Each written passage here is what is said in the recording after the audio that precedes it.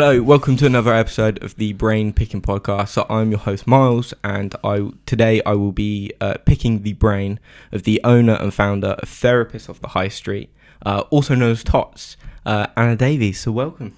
Thank you. How are you? For having me. Yeah, good, thank you. Yeah, good. Not too bad. How are you? How are you feeling before the episode? A little bit nervous. Yeah. The camera's not my sort of most comfortable place to be in front of, but no, I'm excited to be here. So yeah, thanks for asking me. Well, thank you very much for coming on. So I mean, we'll kind of get straight into it. I mean, so I've known you for a little while now, and have been up and got a little bit of massages here and there. I've had some work done up in TOTHS. So I know you've always worked there, but explain your position of what you do. What is your job role? Where do you work, type thing? So yeah, it's my main role is obviously as a sports therapist is what I qualified in, but then starting the business, now I kind of wear a lot of different hats of kind of like running everything, of kind of doing accounting, HR, sort of even reception, everything. So yeah, it's I enjoy that more though, kind of having the experience of all the different parts of the business, because I definitely like learning different things, and so it's a really good way of like keep growing that kind of experience in different fields. Yeah, so you started off in sports massage, you said, and kind of sports massage therapy, I suppose. No, so I went to after college, I kind of didn't do so great at my A levels. That was kind of like when I was at college, that was kind of when I had my like sort of off the rails kind of moments. So yeah, I didn't do great in my A levels, like passed them, but kind of scraped them. So when I went to do my kind of like uni stuff, I didn't really know what I wanted to do. And I ended up going to the like Bedford Uni on clearing, and found sports therapy as a degree. And it was quite new then, because this was about 10 years ago. It was quite a new degree. So I ended up going to Bedford Uni, doing sports therapy on clearing, kind of literally drove up with my mum the weekend before I was going, just to even look at it and find accommodation, everything like that. Got there, found somewhere, and then started the week later. And then, yeah, kind of absolutely love sports therapy. Like, it's true what they say. I'm a massive believer in everything happens for a reason. Yeah. And I think, like, looking back, kind of like going to that uni was one of like the best unis I could have gone to. Like, the connections made, the jobs and the experiences that I've had and everything. So, yeah, so I did sports therapy as a degree, and then came out of uni, had a few various different jobs, and then kind of started the clinic in 2017. Yeah, so the clinic being TOTHS. Mm-hmm. So do you prefer Therapists Off the High Street or TOTHS? So TOTHS. TOTHS? Yeah. Oh, I was like, I've been saying it wrong. TOTHS. Oh, wow. No, so it's TOTHS. So yeah, because it's like TOTHS. So we call it as like TOTHS. But yeah, either's absolutely fine. Oh. So, because when we were in the mall, we were therapists on the high street. So still TOTHS technically, so it was still kind of like a good abbreviation. So when we moved out of the mall and moved to the atrium, it'll be 2 years in April, then it was like, what do we do with the name? Yeah. Because we were sort of so specific to on the high street that I can't even remember where it came from, but someone was just like, I guess you're going off the high street. And I was like, well, there you go. Like, it's just Therapists Off the High Street instead. Yeah. So we could still keep the abbreviation of TOTHS and like sort of branding, so most people knew what we were. And then, yeah, that's where we came to as TOTHS. So we just had to sort of literally tweak one word in our name. Oh, I mean, I didn't even realise I was saying it wrong. Like, everyone calls it TOTHS. I didn't realise it was TOTHS. If you say TOTS and you think of us, that's absolutely fine. It still kind of works in the same way. So there you go. Yeah, there we go. Yeah. I mean, so I've just learned something there. Yeah, that's it. So you finish your uni. You've got your qualifications. Where do you start? What does that look like after uni for you? So it was. Yeah, it's quite tricky, I guess, sports therapy, because a lot of like physio degrees, you kind of go straight into hospitals and things like that and NHS. With sports therapy, it's a lot more private, so private work. So I was really lucky in the sense that I'd done some work experience and sort of weekend work with who was my tutor, Tim Payne, who basically ran Sports Therapy UK, which is it's kind of like a vocational sports therapy courses, and they do like weekend courses and kind of other things like K-tape courses, things like that. So I managed to get a job with them, and I did sort of exam moderating and things like that with their students, and sort of tutoring for some of their students. I stayed on at the university and then became a lab technician within their kind of lab and within the gym that was at the uni and their sort of internal clinic. So that was quite good, again, sort of seeing different parts to it. But at that point as well, I'd moved back to Reading and was commuting to the Bedford campus, sort of. I think it was about 3 days a week, and then when it was like the courses going up to was it Hitchin? I think they were based then. They've moved now, but up to there sort of for the weekends. And then I got a job with Reading Rugby Club at the same time, because with sports therapy you end up getting kind of like different jobs in different areas, just because it's the experience. Like, you want to be with sports teams and sports clubs and sort of seeing a lot more acute injuries as they happen and go through that rehab process, but also then kind of in clinical settings to see sort of more kind of then, like, I say generic injuries, but more kind of common sort of lifestyle injuries. So yeah, it's, you kind of get put in different places. So yeah, I had a few different things going on, and then yeah, sort of as my contract came to an end at the uni, then it was kind of like rethink again where to go. Yeah. And so when did TOTHS start? So that was 2017. We opened sort of after the August bank holiday, so it was like the 1st of September. But it all kind of started because when I left the uni and moved like back to Reading sort of properly, I got a job with a chiropractic clinic. Sort of they had a few kind of around the Berkshire, sort of Buckinghamshire area, and worked with them. Initially joined them because my friend worked there, and I joined as a clinical assistant, or called a CA, which was basically a receptionist. Which was, again, hindsight's beautiful, because I learnt so much about kind of like the running of a clinic, like the things you don't think that need to happen have to happen, like things even down to sort of clients, like appointments, bookings, like everything, systems. I suppose that gave you a kind of perfect insight into setting up what is today, I suppose. Yeah. And at the time, like, my dad said to me when I finished uni, he said to me, like, what do you want to do? And I was like, I'm not sure. Like, I enjoy the sports side of it because, like, I love my sports, but there's like a full-time job as a sports therapist in like a football club or in a sort of more an elite like club of any sort of sport. It's not glamorous at all. Like, the hours you work are just crazy. Like, and the travel you do, like, it's really hard to have like any sort of lifestyle balance. And he said to me, like, would you like to like start something or go off on your own and do something? And I remember saying to him point blank, no. Like, I could not think of anything worse. Yeah. Just because, like, maybe at that point I was a bit like naive and still in my student era, where I was like, it just seems like such hard work, and I was like, no, I don't want to do that. Like, I want to go and work for somebody. And he was like, fine. Like, so I went and got this job. And so at that time, doing all that work, I had no idea the things that I was learning and picking up on. And it wasn't like I was looking to learn how to run a clinic at all. It was purely just being immersed in it, was just the experience. So. Oh wow! So you've come to a point of that someone's said to you, "Hold on, you could do this. You could set up and go on your own and start working for yourself." And you've gone, "Yeah, no, I'm all right, thanks." Yeah. I mean, what?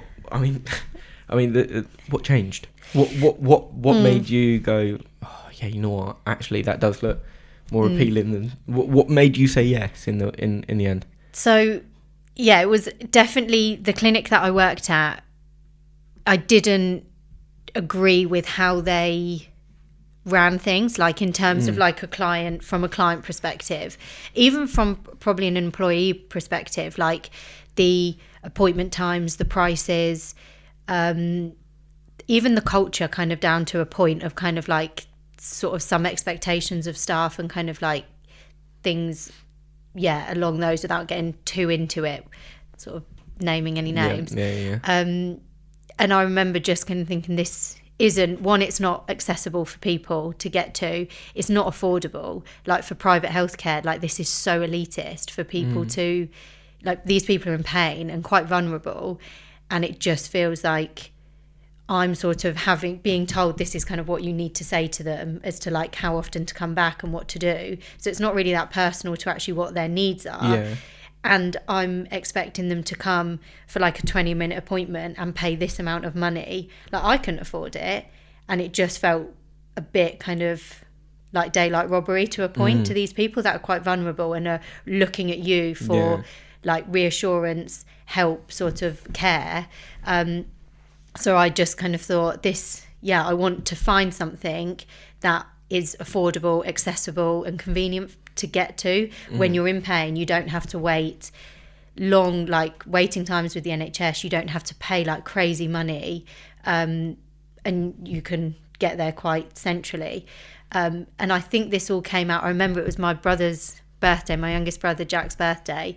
Went and was walking around the mall and saw this unit in the Broad Street Mall that was empty, opposite where the elevators are, and it had a sign up with sort of to let or whatever, and so I called it, and it was they came and showed me around, and the sort of plan started to sort of form of kind of like, this is convenient, accessible for people, how can I make this work? And that's kind of where it all got started. I mean, it's incredible that the fact that it almost seems that you as a person couldn't let yourself carry on doing what you were doing in a way. Like, you saw what these people needed, you also saw that these people weren't getting what they needed, so you kind of opened your own and went, right, well, if you can't do it, I'll do it. And I think that is really cool. So when you went into Broad Street, you went and had a look at this place, was there a point of kind of looking up at it and going, not a chance am I going to overcome this hill? Or was there you know what, there's no way that I'm leaving it here, I've got to do it now?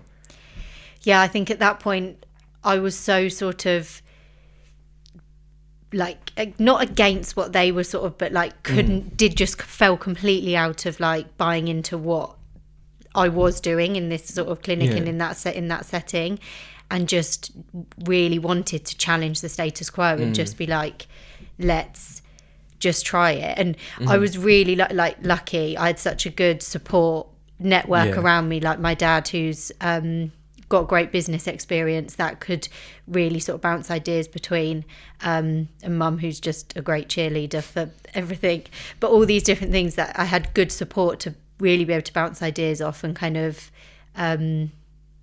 just did a lot of sort of research and just business planning, just went with it. So at the you've got the keys in hand, you've gone, right, we're in Broad Street. How did you, I mean, what did starting the business actually look like? Who was there anyone in the business? Was it just you? Did you kind of have a couple of yeses of, yes, of course I'll work with you, and things like that? Did you have people that you were kind of eyeing up and being like, you know what, you'd be a really good person to come on board and work with this? What did starting the business look like? There was a lot of parts to think about, and my friend that actually was the one that got me the job in this other clinic, she was my sort of best friend at school, sort of told her about this idea and this is what I was going to do, and she like jumped at the chance. She was like, I'll come with you. And I was like, I also really? Like would be so grateful if you did, like I need you there, because you also have such great experience in terms of, she'd worked in like this clinic for a lot longer than what I had, so she had so much experience. She was so good with people, so like clients, talking to people, I was like, she was great to have on board, and perfect, she jumped at the chance.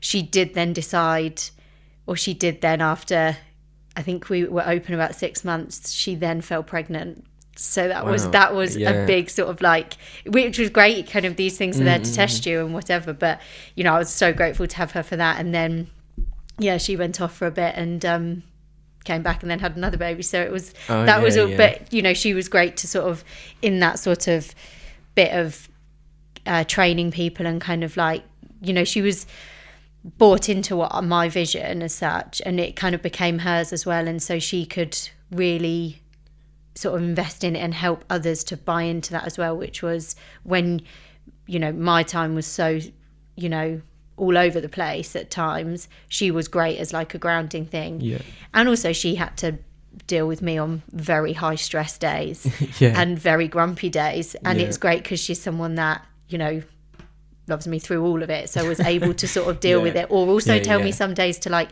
snap out of it and to like grow up when I needed to also be told that. So that's the sort of people, so she was definitely ideal to have around. But otherwise it was a case of putting like job posts out there, because I also started it with did it slightly different, where I knew I had 4 treatment rooms and I wanted them all to be full, so it was a case of I staffed it like at full capacity before we even had the clients through the door, which in hindsight sometimes I could have done it a different way around, when I'm sort of going out panic buying lottery tickets just to pay sometimes the wages, hopefully some months.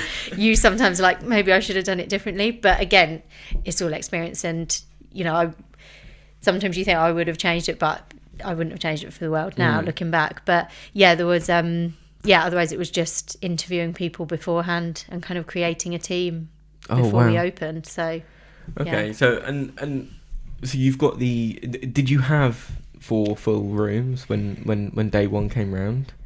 Of clients? Of people working for you. Did you have enough members of staff to get going and day one? Therapist wise we did. Reception wise we didn't have like a full reception, only because you know, not in a, I guess, disrespectful way, they weren't necessarily bringing in the money, so it was I ended up doing most of the reception as is joint with my friend Hayley that did it with me, and then my mum actually did some weekends as well. She sort of tended to do a Saturday, and that was when we were also open on a Sunday. So if I was, you know, for the first probably 2 years I was 7 days a week treating on a Saturday, Sunday, Monday, and so my mum would be on reception on a Saturday, Sunday, covering while I was treating.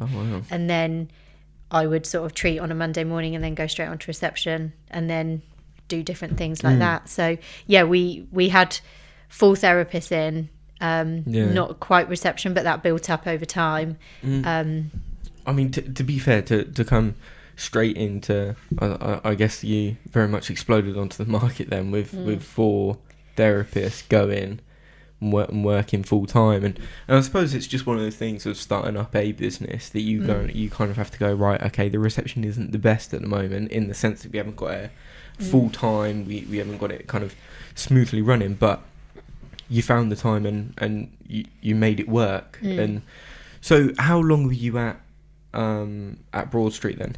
So we were in the mall for 5.5 years. Oh wow! I didn't actually realise you were there that long. Oh okay. Yeah. And not many people do it, because I had a client only the other day come to Atrium, and he was like, "How long have you been here?" And I was like, "It will be 2 years in April." I said, "But before that, we were in the mall for 5.5 years." He was like, "I never knew that." And people even now, and that's what's crazy, is there's so many people to still potentially tap into, or to still build that awareness to, that still have no idea. Yeah, I mean it's quite interesting, because I don't mean this in a disrespectful way, but it's almost like I didn't even know you were in Broad Street. It was only when someone told me, and the amount of times I must have been in Broad Street while you were there. But I mean, obviously, I don't mean that in any disrespectful way. Yeah. Like, it's just kind of, I mean, I don't know where any shops are in in Broad Street Mall. It's just kind of, you walk through it, don't you? Yeah. So what was getting clients like when doors opened? You've got. I mean, did you have a client day one? I was very naive. I was expecting like that shutter to come up and there to be a queue out the door. Like a Black Friday. Because I was like, well, duh, everybody needs this. Like, like we're now so affordable and accessible and all of these things. I was like, people will be lining up. Marketing's key when you start something. Like, that's really big. Yeah. And however many times you sort of put it out on like your social media or whatever, and people are like very supportive, like marketing, I'd definitely say to like have a slight budget for that as well, which I didn't. But so we did have a few, and in that sense the mall was great because it is central. So however many people still don't know about us, it was central, and you do get footfall, like going to the NHS walk-in centre. That was a big one for us because we built good relationships with them so that they, you know, if someone goes in and they've rolled their ankle and I don't know, they can say, look, we can give you painkillers, but they were then really good at going, why don't you just go and see them for like, and so that really helped. One of the big things we did to get clients in, which I think now if I mentioned it to any of the team that were there in the mall now, I think they would like punch me in the face because we started on Groupon and had like an offer on Groupon.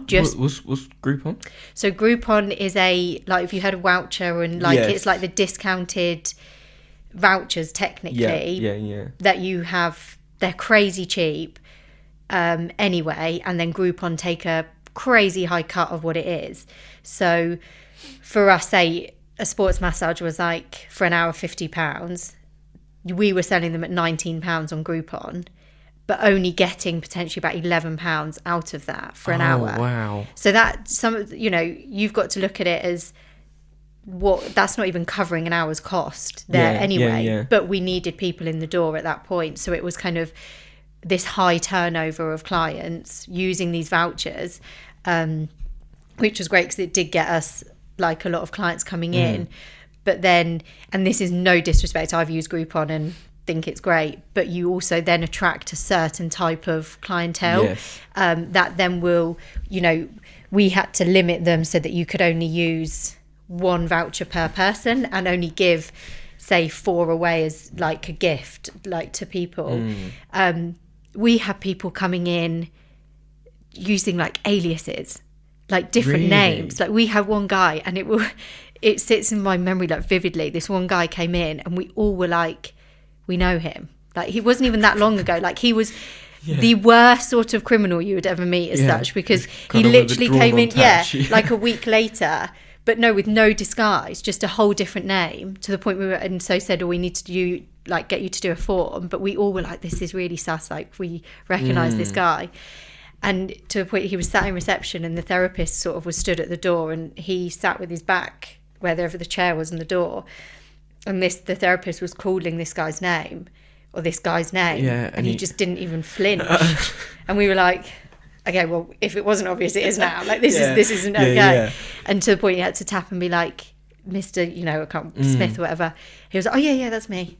And then going in. No. So like Groupon was great, but it also had its like, now we can look back and laugh at it. At the time, I think it was very frustrating for the therapist and for me, but I was very much like, we need to get the clients in, and then it's kind of, then you upsell to like keep them and to like maintain them and things like that. So so I mean, I suppose, but when you're at that point, you just need people in the door, and you're hoping that they understand the quality of the service that they are getting and go, you know what, that is worth the full amount and not the Groupon amount, and they'll come back, and then it comes to recommendations and things like that. So at the start, you've kind of got off the ground, you've got your clients going.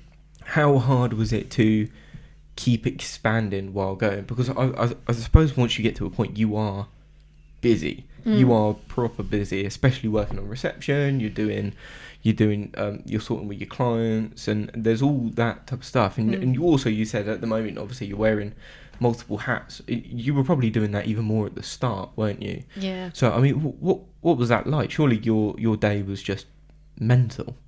Yeah, it was like a lot. And I definitely say to like people starting like business, you have to know that you have to invest a lot of time into it.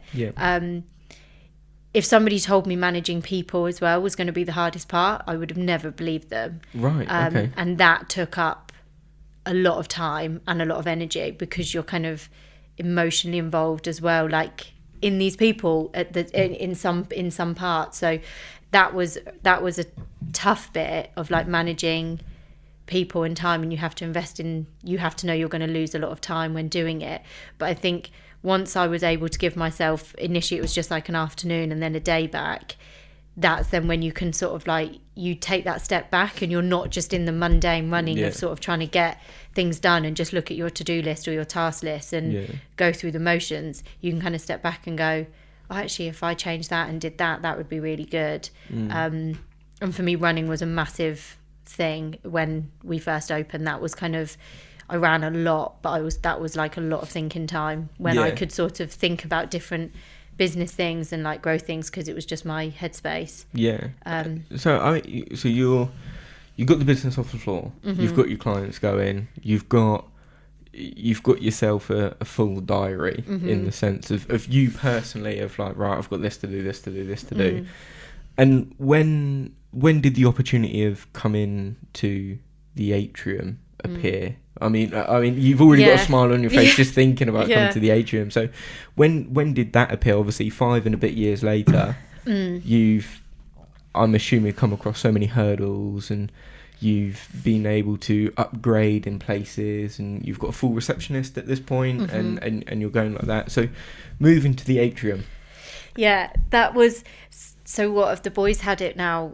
It's coming up to 4 years this year. Yeah, so I had Josh on a couple of weeks ago now. I think it was last week, and we spoke about the opening of the Atrium, and he said about June. I think it was June 2018. No, sorry, June. It was 18th of June 2021.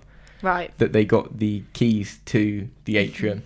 So yeah, obviously that's been going a little while now. Yeah. 3.5 years, I suppose.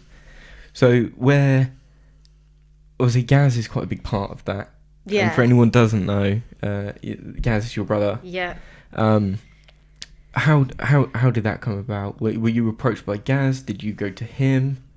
No, so Josh came to me. Was it? Okay. Yeah, so he came to me before they got the key, like probably when he first was talking about taking it over, and buying it and going through all of, like, I know, like, he's probably said it to you guys, but like all of that process of even taking it on, all of the different things he had to go through, and when he was doing all of that, he sort of spoke to me, because he'd come into the clinic in the mall quite a lot, and we'd chat about different like business things, and he sort of said, you should definitely come, and so that must have been like, what, 2020, 2021, like after COVID, whenever it was. And I was like super stubborn, and I was like, no, like my business model is, we're like centre of town, we're affordable, convenient, accessible, like it's in the name, like of course we're not going to leave. And I was like, no, however much, like the mall was so volatile in terms of costing and pricing and budgets, because you know, you're paying rent, service charge, business rates, like you get thrown a bill randomly for however much, and they're like, oh, it's building insurance, you know, where's this come from, like so it wasn't easy to like manage that. But even with all of that, I was so sort of stubborn in my, like, no, this is my business model, we're going to have this, and then this is going to like boom, and then we're going to open all these other ones in all these other towns. Like I was very sort of, you know, blinkered into that's it. And then it must have been the end of, so where are we now, 2020, so we moved in 2022, so it must have been the end of, so no, it must have only been 6 months after they moved in, that then, like, I've been down to the Atrium quite a lot to just help as things were getting sorted and getting set up, and even sort of helping Josh a little bit with staffing, and sort of seeing Gareth there and everything, and then like really like the sort of vibe and the atmosphere and just the community.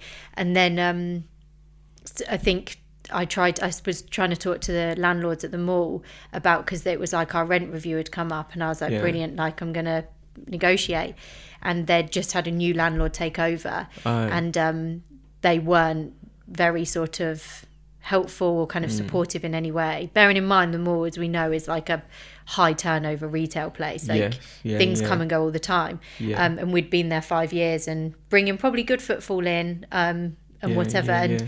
And Wilco had just gone as well. And so our service charge had gone up to take on their service charge, which also makes no sense to me, but then all of that stuff. And so then just the financial decision came as to actually why not. And so I had to change my mindset and go, it can work somewhere else. And it's probably been one of the best decisions I've made. I do remember a time of the atrium before TOTHS being in there, and I mean you again, as said previously, it seemed that you made quite a splash on the market of sports therapy, but I think you made an extremely large splash coming into the atrium. So as spoken about on the podcast with Josh, that there are multiple businesses at the atrium building, and there are loads of little rooms, loads of little businesses in each room, but you got a whole floor. You got the entire top floor to yourself. I mean, is it?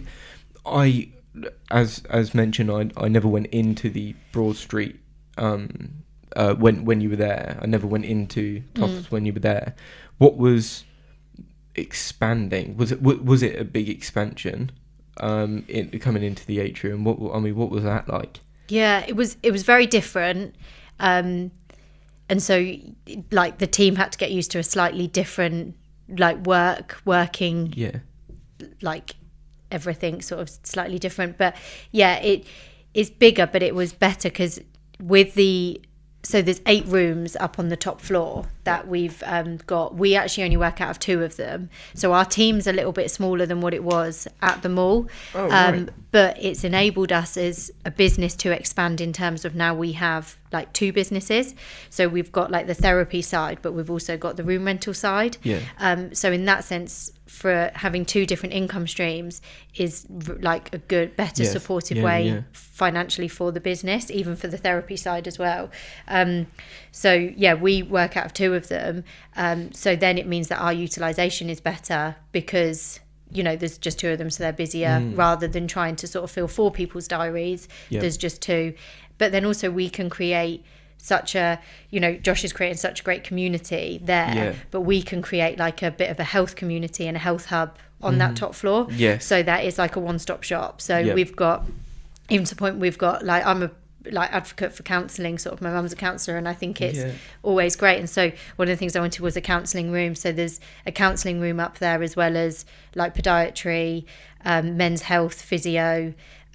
We've got like Ellie and Brendan who are there that were downstairs that have come up to us, which are both sort of like Ellie does nails, but also sort of pain, sort of like different advanced sort of soft tissue stuff, and similar with Brendan. So we've created like a bit more of a like sort of health community up there that we can all refer to each other as well. So it's great to work within a multidisciplinary team.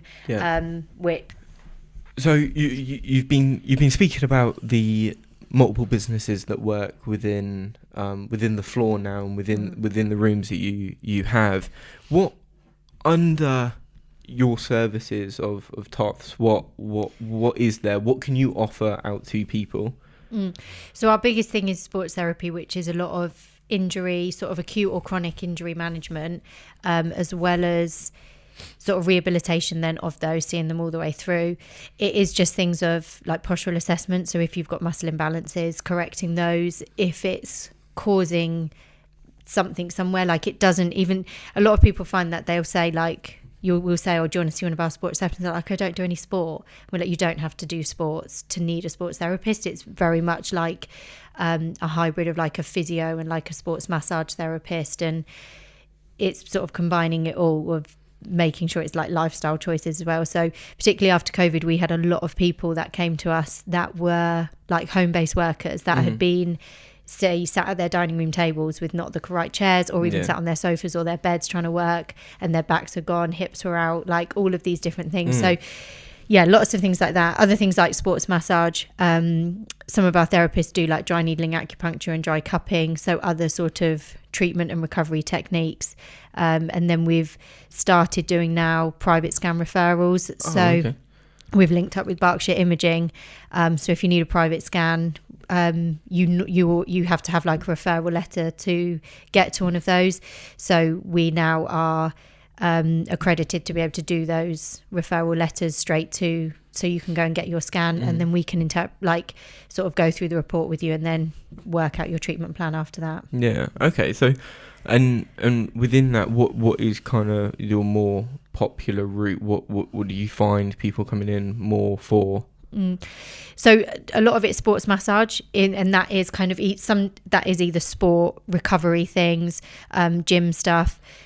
Sometimes it is just like lifestyle. If someone suffers with tension headaches, sort of like some sort of sports massage helps. But a lot of it is for events. So if people have got like a running event or a strength-based event, anything like that, then event preparation and event recovery is some of the bigger plans that we do, because they're kind of, as people are building up and using it alongside whatever their running program is or their strength or gym program is, coming in to do that. So yeah, a lot of event prep and like pre and post stuff, and then just lifestyle sort of sports massages. Okay. Yeah, and obviously you said earlier about someone coming in with a new alias and things like that. What do you kind of see that's quite common that you can't roll your eyes to because you're in front of the client, but you go, oh, like it's the worst thing you could have said? What's something that what is something that's quite common that people potentially do wrong when coming to see you, and you just go, oh, that is awful?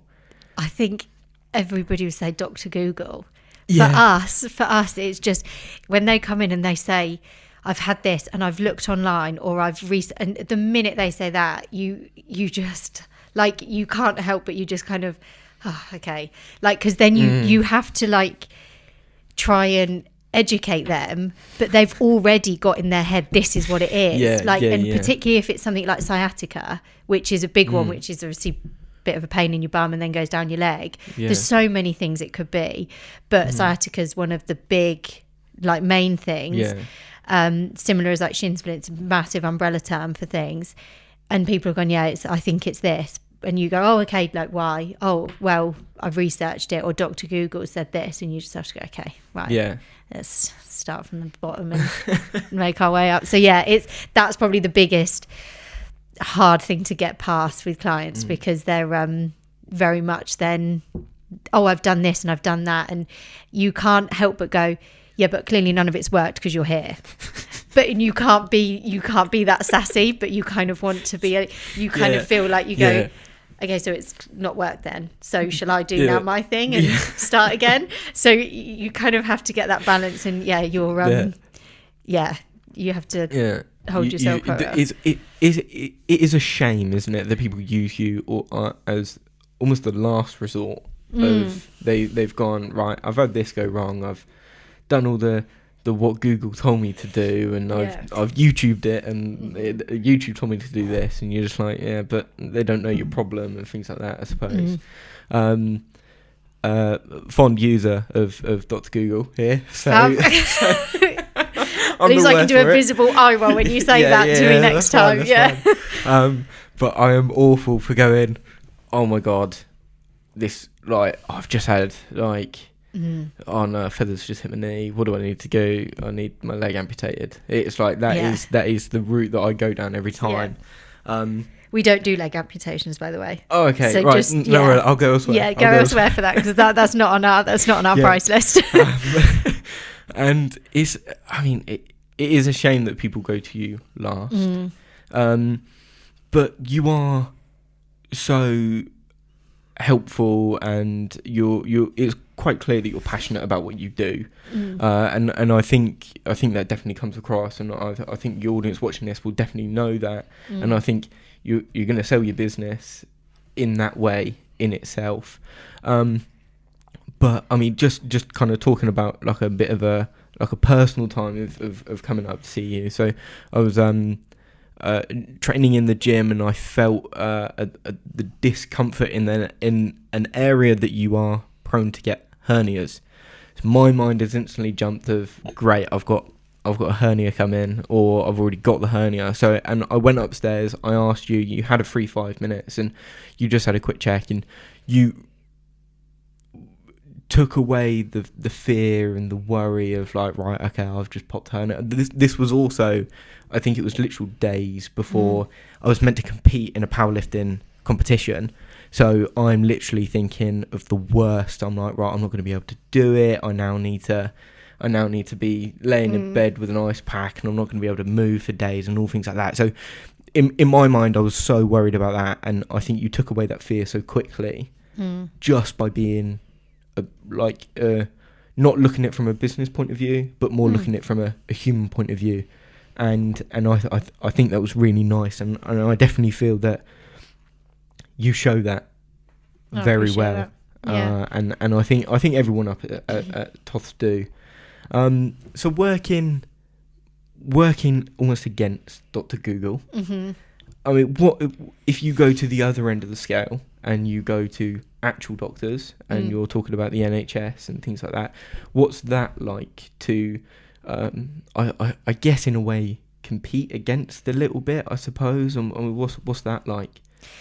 Again, it all comes down to education, and it's a shame that kind of like it would be great to sort of try and kind of like re-educate, even like to the point of educating the GPs and through all of the medical practices, because it's just so easy for people to, like you say, get a pain or something, like roll an ankle, know it's like soft tissue or potential bone or whatever, but they'll still go to the doctor first, knowing that they're sort of general practitioners, and what they do is amazing and great and way above like my knowledge levels. But it's kind of knowing where people's knowledge levels are, and it's just a shame it's not educated to be kind of go to here. And I appreciate it's hard because obviously we're private, so you have to pay for it, and you know, however much we try to be as affordable as possible, not everybody can afford it, and it's that awareness. But it is just comes down to educating, so people know where to go for what, at what time scale, sort of thing. So the NHS is brilliant, and like I've worked in the NHS, and you know what they do is amazing, just the time they have is so limited, and that's why they sort of struggle, and people struggle with NHS physio, because it's just so limited on what time people have got and the massive turnover of clients. Some of it works in our favour because they're, say, being referred to an NHS physio through their GP or whatever, and they realise that it's going to take 6 months. So then they do find something else and they'll come to us first, and then we'll work alongside those NHS physios, so that they can go through like the path that they need to go through, but we can support them and do, say, a little bit more because we've got that time. So yeah, it just comes down to educating, but sort of trying to work with them at the same time to get there. So yeah, because sometimes it's really hard. It's saying to people like, yes, it's great you've got your referral, but in 6 months' time, you're going to have 5 other issues because that issue hasn't been sorted, because your body is so complex with how it tries to like support and compensate for something that's gone on. And you do it so subconsciously that you have no idea. And pain is normally your last thing that your body will tell you, because it will do so many other things before then pain will come, because it's like, this is too much now, and then that's when you're like, oh shit, I need to go and see someone. So that's kind of where it is. And do you find it's I don't want to say a battle, but do you ever find it being a battle of, but my doctor told me this, and but I've had this and I've had that, and do you ever almost kind of find yourself competing in knowledge and having people think that they know more than you? Yeah. And it's really hard because, like, again, you know, GPs are incredible at their knowledge, but you don't kind of want to be like, stay in your lane, but at the same time there is a point where it is like, we try and stay in our lane and kind of need to stay in yours, because, you know, we had a client that came and they had arthritis, which was kind of, we were sort of just managing it, just kind of doing what we needed to do. Went to see the GP because they had a flare up because they were changing their sort of medication, and the GP was like, you need to cancel everything, like don't go, like you need to just completely like rest, all of this. So called us and was like, look, my GP's told me like I need to cancel, like I can't come back, all of this. And we were like, but that like isn't going to help, like you need to do these things to sort of. And so that was hard, because again it comes to educating, because it's like anything, like people, you go to your dentist and you don't know what's kind of going on with your teeth, you just trust them. Similar to vets, like you don't know what's going on with your animal, but you go there and you basically have blind faith, because you have to trust them, because it's the same, like people will trust the GP because it is just of their seniority and their position. People will just trust them, and then whatever they say is gospel, and then everything else below that you just kind of get no, I mean it must get to a point that it is quite frustrating, and just because you can't say it as it is, can you? You can't go, look, I've got a lot more knowledge than you do, I've got this to back me up, and you've just come in here because some bloke has told you something elsewhere, and that's not what we do, that's not, we know that's not right, we do it a certain way, and there is going to be a reasoning for you doing it in that certain way, isn't there? So I mean we've spoken about Dr. Google, the famous Dr. Google. What I mean, are there any other, and people kind of coming in thinking that they know more about it? I mean, do you have any other, are there anything that really sticks out that goes, you know what, if you're a customer of not just us but any therapist, do not do this? Like, is there something that people do that they walk in and they go, right, lay on the bed? Like, I mean, so okay, again, a bit of a personal one. I know someone that works at a relaxation massage, and she's a masseuse, and people walk in and she'll go lay on the bed and they get completely naked in front of her. and she goes, what are you doing? Like, no, keep that on. Like, you just lay on the bed. And I mean, she says she absolutely hates it, and she has to tell them every time, no, put your clothes back on, please.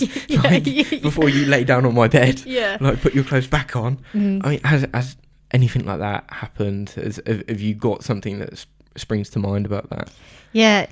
Sometimes I guess for us, like, we're so used to people being in a state of undress, not to the point of like stripping all the way down, like, you still keep your sort of decency intact and dignity, but you sort of have that. And so sometimes I had one guy that came in and he was like, it was to do with his knee, and he came in leggings, which was a fashionable choice anyway. And so I was like, oh, that's fine, but like, could you take your leggings off? And it's one of those that you have to just get you comfortable asking people to take clothes off to a point, because you just have to be like, some people are a bit awkward around it, and you're like, do you mind taking your trousers off? I was like, could you take your leggings off? And he was like, I haven't got any pants on. But that, to the point, it wasn't even funny, like, because I literally was stood there and I was like, you want me to look at your knee? And I had to really sort of, because it was kind of, he'd already come late, so it was already like time pushing. And I was like, do you want me to look at your knee? And he was like, yeah. And I was like, but you haven't, you brought some shorts with you? No. Okay. And it was just then kind of like, what do you want me to do? Like, it's one of those, like, dress appropriately to what you want, thinking like, and some people it's great, they're on the phone if it's their first appointment or whatever, they're sort of, or what do I need to wear? And then, because naturally it's, for us it's just normal and it's second nature, and it's like, that's just because it's what we're trained in, what we do every day. And naturally for some people it isn't, and that is fine. Like, we will sort of coach you through it and ask, but either ask the questions or think, because it's like, then it was like, okay, do you want a towel? Like, how we, like, how you, and also then you also don't want to be like, treat them, because you're not going to be able to treat them properly, and then you don't want to waste their time and money, but at the same time you're like, And you said this was a bloke. Yes, it was a bloke. So it's this is a bloke coming in tight leggings with nothing underneath. That's a very brave man. bold, like that's a bold statement. To just walk in and just be like, oh no, like I don't know, because then also I'm not that made uncomfortable that often, but I did feel a bit uncomfortable because then I'm in an uncomfortable situation, because I could say, oh, do you want a towel on, but all you have to have is slip of the leg wrong, and it's so then it had to kind of be like, right, I think we need to rebook, which then wastes too many people's time. It's frustrating, and I mean, it's not, I suppose people don't necessarily think about this, but cancellations and rebooking and things like that, it does have a knock-on effect on everybody, doesn't it? It's not just I can't do today anymore. Yeah. I'll move it for another day. Yeah. And so kind of what is kind of the process in that? If someone calls up in the morning and goes, look, I've got to cancel, is there a point that you go, look, this is way too close and please don't do this again? Do you have a strike system? Kind of, but so before COVID, like, we didn't have we had a cancellation policy of like 24 hours, but hard to implement anything, because if they cancel and you're like, that's fine, you need to be charged full price. Yeah, fine, I don't have my card on me, I'll call you back. Oh yeah, that's Rich, heard that one before. You're not going to hear from them again. And then potentially you've lost a client. So it's a really sensitive game. So then after COVID, we were obviously had to stagger appointments, limited then to what we had. So if someone cancelled, it wasn't just say a half an hour gone, it was a hour of someone's time then just sat potentially not doing anything. So then we introduced a deposit scheme, or deposit thing. So it's £10 deposit that they pay at booking, and that's literally wiped all the cancellations. Like, we get the odd one, and a lot of them are clients that we know, and so there's certain things that we're not complete animals and are just going to take the deposit and charge people all the time. We have some of our ones that are flagged, if you want to say, that we know that you have to kind of be a bit more. You ever got any pictures in the office, do you, of these people, and be like, little black book that no.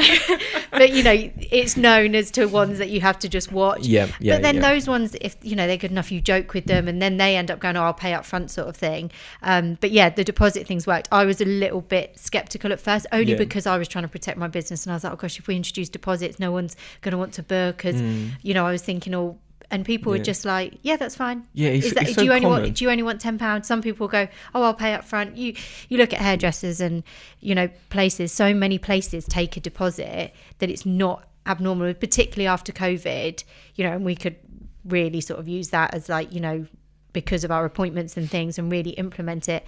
It's stuck, and it's been great. So yeah. Oh, no, fair enough. And I kind of want to go back and touch on something that you said a little while ago.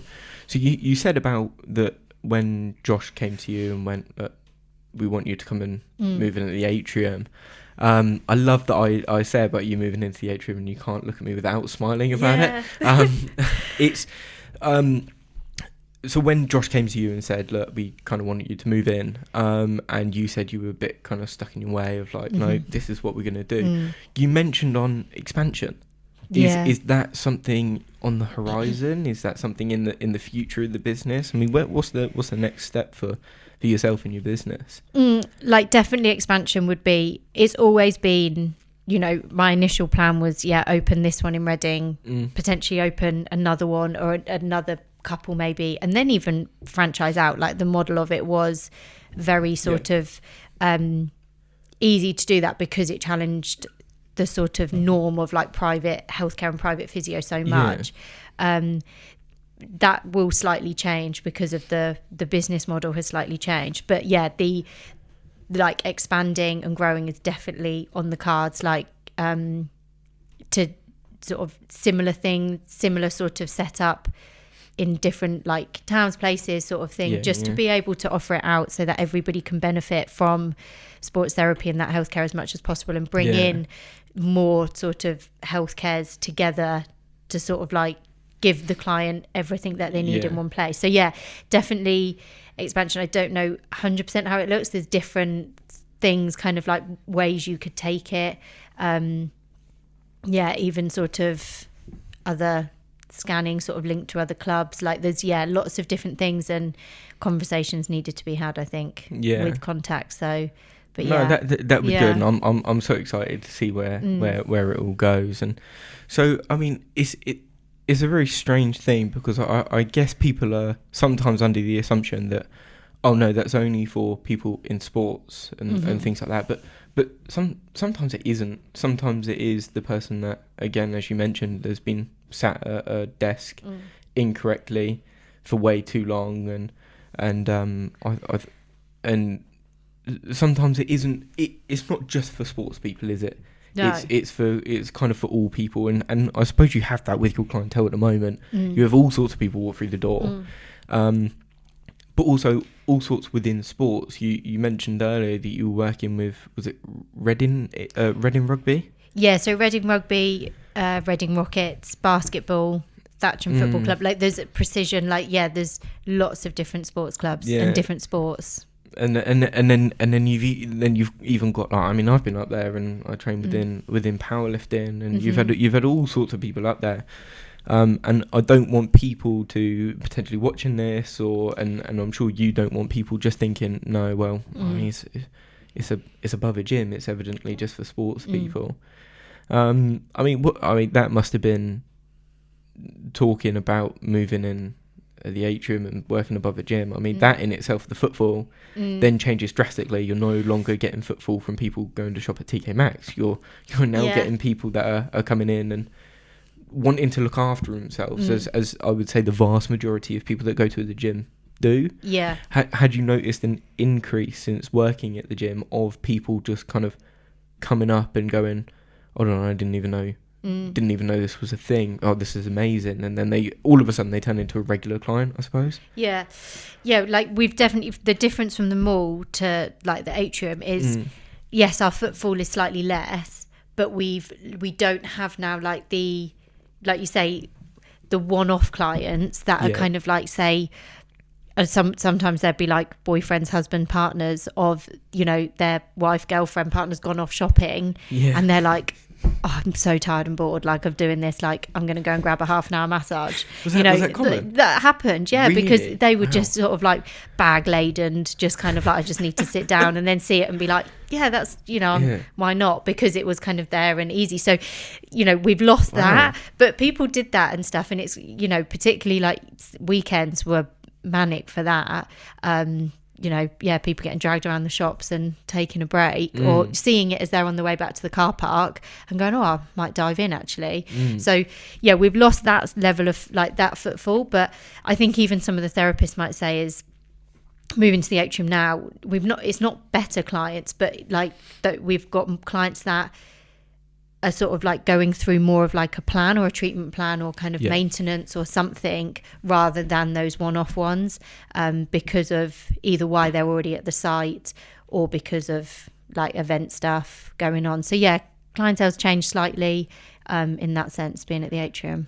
So I mean, as you said, you're now getting more of a returning client base instead of I'm going to take all my Primark bags in and go and get a massage real quick. Basically. Or I've got half an hour left in my car park, or I'm waiting for someone to finish something in town and I've got half an hour to kill. So okay, it does make a difference. That's good. And just to kind of like round everything off then, talking more about kind of you personally, obviously we've dived majorly into your business and how it's all gone and things like that. I mean, how would you say your day, you kind of give a day in the life, what does it look like to be in your shoes? What does it look like to run your business on a day to day? That's hard. Like, it's a good question. It's hard because every day's different, and like I said, even with sort of like staff team, things can come up and it changes your whole day around as to what you've got to do. I do have sort of like different weeks of the month are busier and less busy because of more admin driven tasks that have to be done at certain times within the month. Mondays are my main treating day, so they're my like diary time. I love those days because they're just, that's what I do. That's, I'm seeing my clients, a lot of my clients are maintenance ones. So you feel like you're just having to catch up with them. So, I'm exhausted by the end of the day because it's like having 12 lots of coffee with like friends, but it's a lot of fun. But then at the same time, I love my office days, like getting on top of like admin, being productive, but thinking of initiatives and different ways of like growing and helping out the rest of the team and stuff. So it really varies depending on if it's a treating day or an office day, or if it's a mixed day. But it's just it's so nice now being at the Atrium. It's like before at the mall, because we were right at the mall and it was just a shutter, we didn't have doors, you couldn't really leave reception unattended, just because the mall was a colourful place at times with things that we saw and happened, particularly outside the elevators. We could write a comedy sketch on like some of the stuff there. We saw one guy once take a dump outside the elevators, like no way. Yeah, honestly, there's photo shoots, couples arguments, someone taking a dump, like a lot of the time security chasing someone around the top floor. Honestly, it was that side of it we missed, sort of thing, but you couldn't really leave it, so it was quite intense days when you were there because you kind of always had to be there and sort of visible, whereas at the Atrium now it's so much more relaxed, like the team is so much more relaxed, you can sort of do different things in your days just flow really nicely. So to know. No, well, in a way, it must be quite nice to know, right? Nobody's going to take a dump outside our store. Yeah, I hope so. If not, I'll pass that one over to Josh. It's not my... it's not your doing. It's not nothing to do with me. But I mean, it must have been so different to go from working in such a... I mean, the mall is loud, isn't it? It does get loud. It does get, as you said, I think the perfect way is colourful, and it does get quite hectic sometimes in there. So then going into a much more relaxed kind of...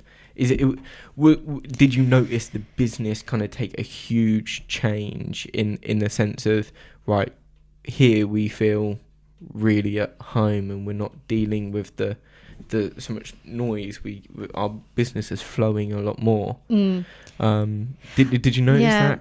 I think so. I think just time, because I think before at the mall, because it was like there was probably everyone was probably quite overstimulated all the time just because of everything going on, that I don't know, everything just going on, whereas now you're kind of can focus a lot easier on certain tasks without having those distractions of whatever carnage is going on outside your doors. So I think that definitely helps, and I think sort of particularly Dia would agree with me in the sense of what she's accomplished in terms of kind of like, she's great at helping me with sort of numbers and stuff, being at the Atrium because it's quieter, more of a relaxed setting that she can kind of focus and do it rather than being pulled everywhere. So I think it's definitely relaxed and quieter, and we've definitely grown better.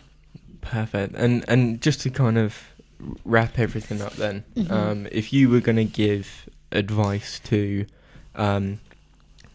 yourself back when TOTHS was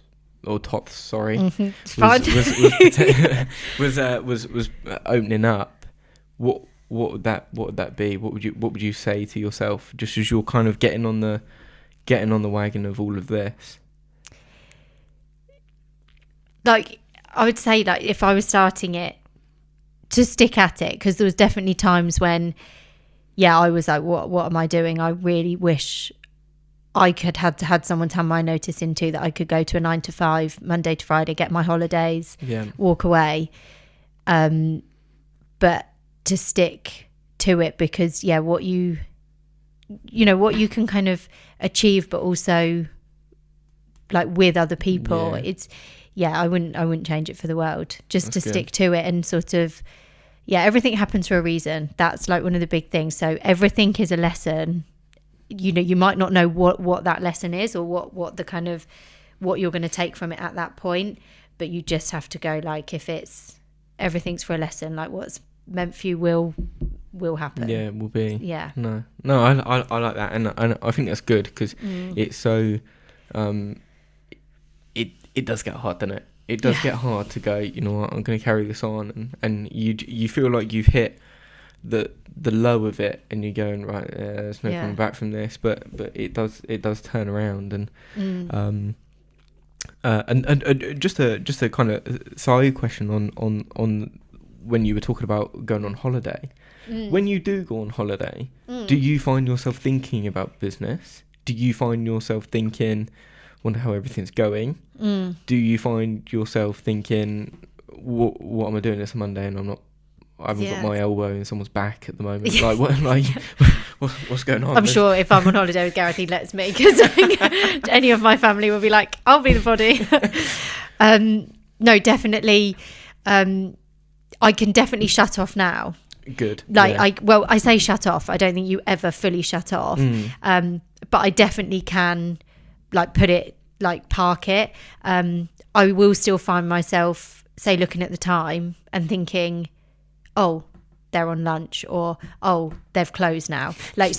You do think of those things. And you know, I've got the diary on my phone, so sometimes I will just click back and just see how it's gone, or what the days look like. But yeah, I can definitely try to relax. But they say there's different ways, it's a bit more relaxed now, even being at the atrium with that, because I can sort of sort out certain tasks and jobs and get things going. And let's say the team's great, that there's certain things that I can hand over to them. So yeah, it's a lot easier to go away. Yeah, good. And yeah, some days I'm like, I could really get used to this no working thing. It feels very relaxing. Yeah. And now that we don't open on a Sunday, Sundays are definitely a day that I can relax, whereas before we were open 7 days a week, so nobody really got much shut off, but now we can. So well, that's good. Yeah. And the kind of to wrap everything up, what would be the piece of advice that you'd give clients out there, customers, and people that are thinking, do I need to go and see someone? Right, I've got this going on. Every time I do this, my knee hurts and things like that. What's your advice to those people before they walk through the doors and they come and see you? What would be your advice? I'd say if you're not sure, call and ask. Ask the questions. You never. If you're thinking about something, the best person to give you the answer is. It's like in anything, if you're worried about something, go and speak to that person, because they're the person that's going to be able to put your mind at ease. Similar to yours, that you're worried, I just needed to ask that question. We offer complimentary chats for a reason, so that we're not there to get people right, book an appointment. Okay, now you owe us this. Yeah. It's have that chat, because if it's not needed, or if we think actually no, you need to go and see an osteopath or somebody else, we'll send you there. We're not going to sort of do that. So I would say just. If you're not sure, before you decide to jump onto Google, give us a call. It would, reception is so good at sort of being able to do that bit of triage and talking to somebody and advice, even if they grab a therapist who's free and just have a 2-minute conversation. Just ask the question, because sometimes what Google tells you to do, if you amputated your leg and you didn't need to, you'd be pretty pissed off if you're then one leg down. So to sometimes just ask the question first. Would probably be my advice. And I know it's easier said than done, because you have to know and trust those people. Yeah. But yeah, that's what I'd say. Perfect. And where can people find you? Where can people contact and see what the business is about and understand it before they potentially give the call? Yeah, so website, we've got a website, social media, sort of Instagram, Facebook we're on, and then phone call, or email. Yeah. Do you want me to give all the links? I mean, no, I don't know. I can tag everything in. So everything will be below on these videos, so you can go and have a look and go and check Therapists Off the High Street out. And I think it's been really good. So thank you very much for coming on. No, thank you for having me. It's been great. I've thoroughly enjoyed this conversation. It's definitely opened up my eyes to maybe not picking up the phone and having a little, do I need my leg amputated? and maybe it is just no, I've got a graze. A plaster will do. Yeah, no, I've thoroughly enjoyed the episode, so thank you very much for coming on. No, and thank you. I do really hope that everyone can go out and go and check out the business, check out the Instagram, and potentially give the call if they think they need to go and see someone.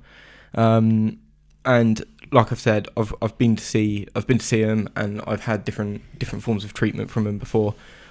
I highly recommend them. I think they're amazing, especially if you're living a bit more of an active lifestyle, kind of going in and having that reassurance that it's not the thing you're worrying about, or just putting it back into a position where, or putting yourself back into a position where you can go, yeah, you know what, I'm feeling good, I'm feeling confident, I'm feeling fine with how I'm feeling, let's carry on doing what I'm doing. So no, it's been really good. Thank you very much for watching the episode. I really hope you have enjoyed, and I hope to see you in future episodes. Thank you. Thank you.